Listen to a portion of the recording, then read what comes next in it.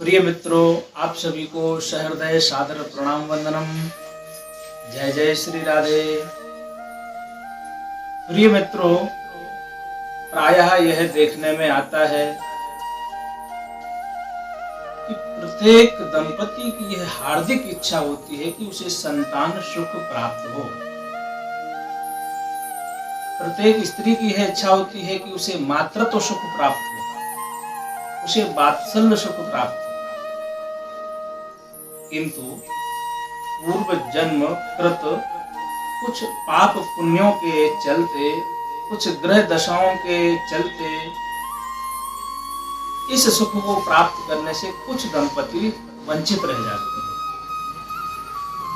अब आपको चिंता करने की कोई आवश्यकता नहीं है, क्योंकि इस वीडियो के माध्यम से हम आपको जो जानकारी देने जा रहे हैं, यदि आप उसका अनुसरण करते हैं तो निश्चित तौर पर यदि संतान सुख से वंचित हैं तो संतान की प्राप्ति करके आप उस संतान सुख को प्राप्त कर सकते हैं। गर्भस्याधानम वीर स्थापनम यस्मन्नेन वा कर्मणा तद्गर्भाधानम, अर्थात गर्भ बीज और आधान स्थापना सतेज और दीर्घायु संतान के लिए यथाविधि और यथा समय बीज की स्थापना करना चाहिए। जी हाँ मित्रों, तभी हमें एक योग श्रेष्ठ अच्छे गुणों से संपन्न संतान की प्राप्ति होती है। तो आइए इस वीडियो के माध्यम से गर्भ धारण से संबंधित संपूर्ण जानकारी विस्तृत रूप से आपको हम बतलाते हैं। कृपया वीडियो को अंत तक अवश्य देखें। यदि आपने अभी तक हमारे चैनल को सब्सक्राइब नहीं किया है तो कृपया हमारे चैनल को सब्सक्राइब करें। वीडियो में दी गई जानकारी से यदि आप संतुष्ट हों और यदि जानकारी आपको अच्छी लगती है तो हमारे वीडियो को लाइक करें, अपने अन्य मित्रों के साथ वीडियो को शेयर करें, ताकि आपके साथ साथ आपके अन्य मित्र भी इस जानकारी को प्राप्त करके लाभ ले सकें। गर्भाधान के संबंध में स्मृति संग्रह में लिखा है, निषेकाद वैजिकम चैनो गार्भिकम चापमृज्यते क्षेत्र संस्कार सिद्धिश्च गर्भाधान फलम स्मृतम, अर्थात विधि पूर्वक संस्कार से युक्त गर्भाधान से अच्छी और सुयोग्य संतान उत्पन्न होती है। गर्भाधान संस्कार से वीर्य संबंधी पाप का नाश होता है, दोष का मार्जन होता है तथा क्षेत्र का संस्कार होता है। ध्यान दीजिए, गर्भाधान वाले दिन प्रातः काल श्री गणेश जी का विधिवत पूजन एवं नांदी श्राद्ध इत्यादि करने चाहिए। उस दिन अपने कुल देवी देवताओं का, पूर्वजों का आशीर्वाद अवश्य लेना चाहिए। गर्भाधान के समय गर्भाधान से पूर्व संकल्प एवं प्रार्थना करनी चाहिए। गर्भाधान के समय दंपति की भाव दशा एवं वातावरण जितना परिशुद्ध होगा, श्रेष्ठ आत्मा के गर्भ प्रवेश की संभावना उतनी ही बलवती होगी। गर्भाधान सदैव सूर्यास्त के पश्चात ही करना चाहिए। गर्भाधान दक्षिणाभिमुख होकर नहीं करना चाहिए। इसके अलावा गर्भाधान वाले कक्ष का वातावरण पूर्णतः शुद्ध होना चाहिए। गर्भाधान के समय दंपति के आचार विचार पूर्णतया शुद्ध होने चाहिए। चरक संहिता के अनुसार जब स्त्री पुराने रज के निकल जाने के बाद नया रज स्थित होने पर शुद्ध होकर स्नान कर लेती है और उसकी योनि रज तथा गर्भाशय में कोई दोष नहीं रहता, तब उसे ऋतुमती कहते हैं। ऐसी स्त्री से जब दोष रहित बीज वाला पुरुष संभोग करता है, तब वीर्य, रज तथा जीव इन तीनों का संयोग होने पर गर्भ उत्पन्न होता है। यह जीव गर्भाशय में प्रवेश करके वीर्य तथा रज के संयोग से स्वयं को गर्भ के रूप में उत्पन्न करता है। ज्योतिष में जीव गुरु को गर्भोत्पत्ति का प्रमुख कारक माना गया है। महर्षि आत्रेय मुनि ने कहा है, पुनर्जन्म के लेने की इच्छा से जीवात्मा मन के सहित पुरुष के वीर्य में प्रवेश कर जाता है तथा संभोग काल में वीर्य के साथ स्त्री के रज में प्रवेश कर जाता है। स्त्री के गर्भाशय में वीर्य, रज, जीव और मन इनके संयोग से ही गर्भ की उत्पत्ति होती है। पुरुष के वीर्य और स्त्री के रज से मन सहित जीव का संयोग जिस समय होता है उसे गर्भाधान काल कहते हैं। जब स्त्री की जन्म राशि से अनुपचय पहले, दूसरे, चौथे, पांचवें, सातवें, आठवें, नौवें और 12वें स्थान में गोचरीय चंद्रमा मंगल द्वारा दष्ट हो, उस समय स्त्री की रज प्रवृत्ति हो, तो ऐसा रजो दर्शन गर्भाधान का कारण बन सकता है।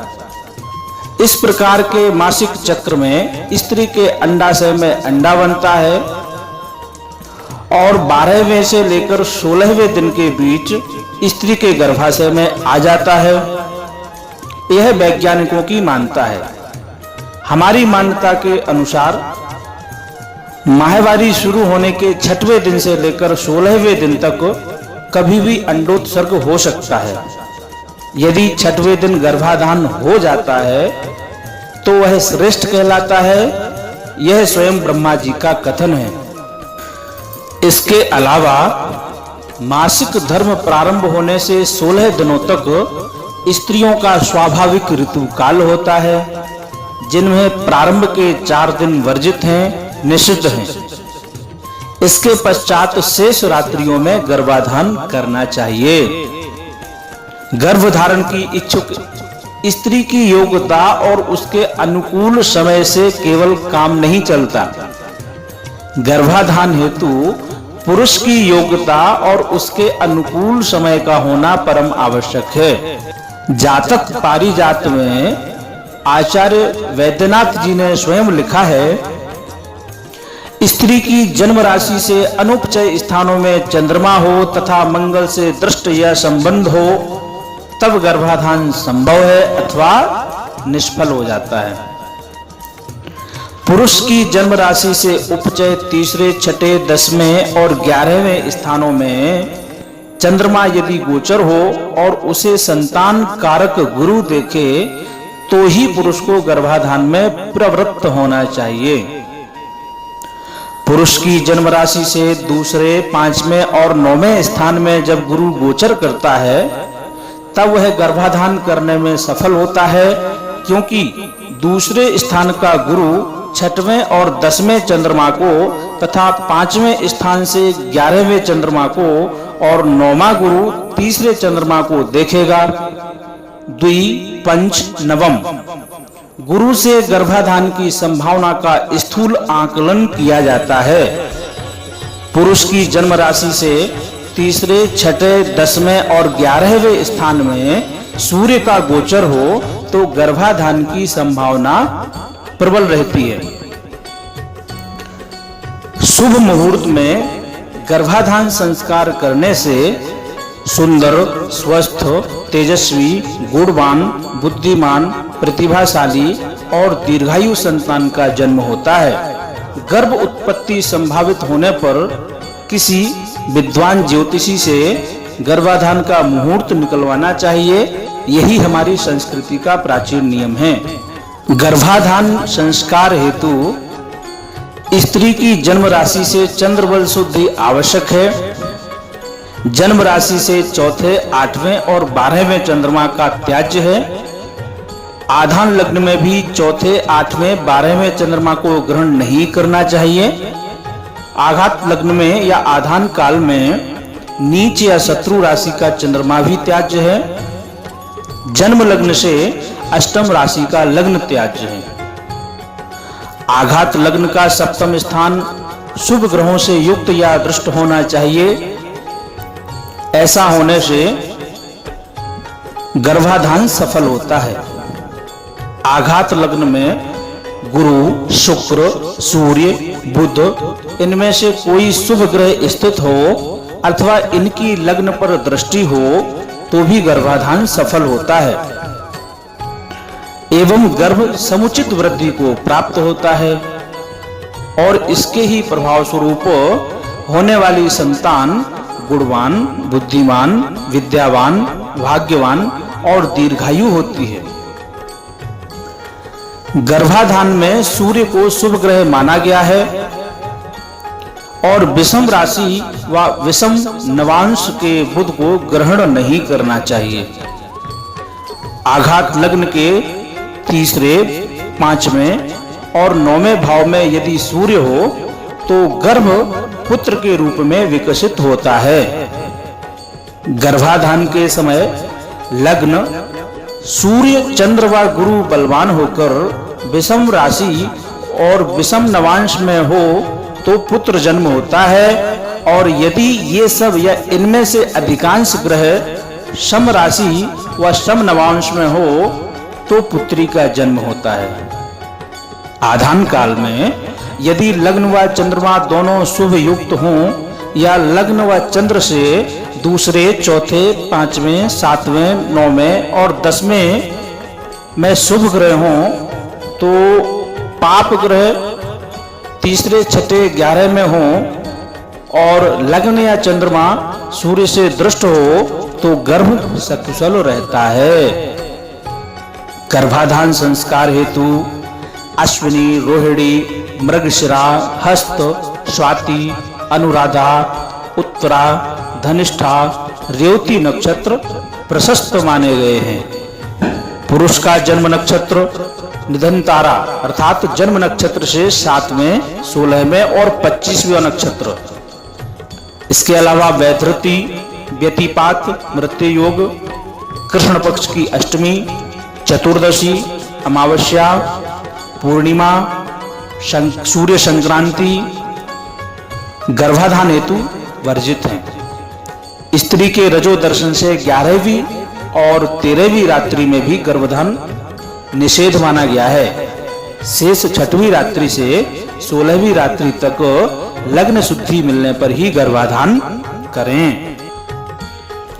इसके अलावा आकाश, वायु, अग्नि, जल और पृथ्वी इन पंच महाभूतों और इनके गुणों से युक्त हुआ आत्मा गर्भ का रूप ग्रहण करके प्रथम महीने में अस्पष्ट शरीर वाला होता है। सुश्रुत ने इस अवस्था को कलल कहा है। कलल भौतिक रूप से रज, वीर्य और अंडे का संयोग है। गर्भ दूसरे मास में दाना अर्थात पिंड हो जाता है। तीसरे महीने में भगवान धन्वंतरी के अनुसार नेत्रादि इंद्रियां एवं हृदय सहित सभी अंग गर्भ में एक साथ उत्पन्न होते हैं, परंतु उनका रूप सूक्ष्म होता है। आचार्य वराह मिहिर के अनुसार चौथे मास में हड्डी, पांचवें मास में त्वचा, छठे मास में रोम, सातवें मास में चेतना, आठवें मास में भूख प्यास की अनुभूति, 9वें मास में गर्भस्थ शिशु बाहर आने हेतु छटपटाने लगता है और 10वें मास में पके फल की भांति गर्भ से मुक्त होकर बाहर आ जाता है। अर्थात गर्भ धारण से 10वें महीने में स्वाभाविक रूप से प्रसव हो ही जाना चाहिए। शुक्र, मंगल, गुरु, सूर्य, चंद्रमा, शनि, बुध और आघात लग्न का स्वामी चंद्रमा, सूर्य, ये 10 ग्रह क्रमशः मासों के स्वामी अधिपति कहलाते हैं। मासेश अर्थात मासों के स्वामी जैसी शुभ अशुभ स्थिति में होता है, वैसी ही गर्भस्थ शिशु की स्थिति भी रहती है। प्रथम, द्वितीय या तृतीय मास में यदि माशेष पाप पीड़ित हो तो उस ग्रह की बलवत्ता या शुभता प्राप्ति के उपाय करने चाहिए, जिससे गर्भ की रक्षा होती है एवं गर्भपात नहीं होता। गर्भवती स्त्री का आहार विहार तथा आचार व्यवहार उत्तम होना चाहिए। गर्भवती स्त्री का स्नेहन अर्थात मालिश और स्वेदन अर्थात पसीना निकालना, ये कर्म करने से गर्भ प्राकृतिक रूप से वृद्धि को प्राप्त होता है। जिस समय पुरुष की जन्म राशि से उपचय तीसरे, छठे, 10वें, 11 स्थानों में शुक्ल पक्ष का चंद्रमा भ्रमण कर रहा हो तथा गोचरीय चंद्रमा गोचर के गुरु या शुक्र से दृष्ट हो तथा समतिथि को स्वविवाहिता स्त्री में गर्भाधान करने से गुणवान उत्तम सुयोग पुत्र का आगमन होता है। ऋतुकाल में रजस्राव के प्रथम दिन स्त्री चांडालिनी, दूसरे दिन ब्रह्मघातिनी और तीसरे दिन धोबिन के समान अपवित्र रहती है। इन 3 दिनों में गर्भाधान करने से नरक से आए हुए पापी जीव के शरीर की उत्पत्ति होती है। अतः ऋतुकाल के प्रारंभिक दिनों में गर्भाधान कदापि न करें। ऋतुकाल के दिनों में स्त्रियों को चाहिए कि वे किसी पुरुष से संपर्क न करें, किसी के पास बैठना और वार्तालाप नहीं करना चाहिए। ऐसा करने से आने वाली संतान पर अशुभ प्रभाव पड़ता है। वेदांग ज्योतिष में ऋतुकाल की प्रथम 4 रात्रियां और 11वीं और 13वीं रात्रियां निंदित मानी गई हैं। ऋतुस्राव के प्रथम 4 दिन रोगप्रद होने के कारण गर्भाधान हेतु वर्जित हैं। 11वीं रात्रि में गर्भाधान करने से अधर्माचरण करने वाली, अधर्म पर चलने वाली कन्या उत्पन्न होती है। 13वीं रात्रि के गर्भाधान से मूर्ख और पाप आचरण करने वाली, अपने माता पिता को दुख देने वाली, शोक और भय प्रदान करने वाली दुष्ट कन्या का जन्म होता है। श्रीमद् भगवत गीता के अनुसार शुभ अशुभ कर्म करने वाला राजस प्रकृति का जीव मनुष्य योनि में जन्म लेता है। अन्य शास्त्रों के अनुसार 84 लाख योनियों में जन्म लेने के पश्चात जीव को मनुष्य योनि का शरीर प्राप्त होता है। नरक लोक में पापी जीव नरक यातना भुगतने के पश्चात पाप कर्मों का क्षय होने के उपरांत शुद्ध होकर मनुष्य योनि में जन्म लेता है तथा पुण्यवान पुरुष स्वर्ग लोक में अपने पुण्य कर्मों का सुख भोगता है।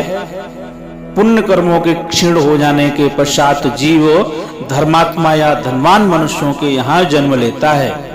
एक रात्रि के शुक्र शोड़ित योग से कोदों के सदृश, 5 रात्रि में बुध सदृश, 10 दिन होने पर बदरी फल के सदृश, तदनंतर मांस पिंडाकार होता हुआ पेशी पिंड अंडाकार होता है। 1 माह में गर्भस्थ भ्रूण पुरुष के हाथ के अंगूठे के अग्रिम पोर के बराबर आकार का हो जाता है। गर्भ मासों की गणना गर्भाधान के दिन से ही करनी चाहिए। पूर्व या पश्चात की तिथि रजो दर्शन के समय से गणना नहीं करनी चाहिए। गर्भ मास के स्वामी ग्रह के पीड़ित होने पर तत्काल गर्भस्राव अथवा गर्भपात हो जाता है। जिस मास में मासाधिपति बलवान या शुभ दृष्ट हो, उस मास में सुख पूर्वक गर्भ की वृद्धि होती है। जब गोचर मान से मंगल, शुक्र या गुरु पाप ग्रह से दृष्ट या युत होते हैं अथवा अपनी नीच या शत्रु राशि में होते हैं, तो क्रमशः प्रथम, द्वितीय या तृतीय मास में गर्भपात हो ही जाता है। सबसे अधिक गर्भपात मंगल के कारण ही होते हैं, क्योंकि मंगल रक्त का कारक माना गया है। अतः गर्भावस्था के प्रारंभ में मंगल ग्रह के सांत्यर्थ उपाय अवश्य कर लेने चाहिए। इसके अलावा शुक्रादि कोई ग्रह यदि पाप पीड़ित हो तो उस हेतु भी मंत्र जाप दान आदि करने चाहिए। इससे गर्भ सुरक्षित रहता है। यहाँ मैं यह एक बात और कह देना चाहता हूं कि सूर्य चंद्रमा गर्भ को पुष्ट करने वाले और प्रसव कारक होते हैं। गर्भ के तीसरे महीने में जब गर्भस्थ शिशु के लिंगादि अंगों की रचना होती है, उस समय गर्भवती स्त्री को यदि सूर्य तत्व वाली औषधियां खिलाई जावें तो सूर्य तत्व की अधिकता के कारण गर्भस्थ शिशु पुरुष लिंगी बन जाता है। प्रयत्न पूर्वक गर्भ की रक्षा करना पति पत्नी दोनों का संयुक्त दायित्व है। गर्भावस्था में स्त्री को काम, क्रोध, लोभ, मोह आदि दुर्गुणों से बचना चाहिए। गर्भवती स्त्री को अत्यधिक ऊंचे स्थानों या अत्यधिक नीचे स्थानों पर भ्रमण करने नहीं जाना चाहिए। कठिन यात्राएं नहीं करनी चाहिए। कठिन आसन और कठिन वाले व्यायाम नहीं करने चाहिए। तीखे, खट्टे, कड़वे, अत्यधिक गर्म पदार्थों का सेवन करने से या गर्भ पर किसी प्रकार का दबाव पड़ने से गर्भ नष्ट हो जाता है। क्लेश, लड़ाई झगड़ा, शोक, कलह और मैथुन संभोग से गर्भावस्था के दौरान स्त्री को बचना चाहिए।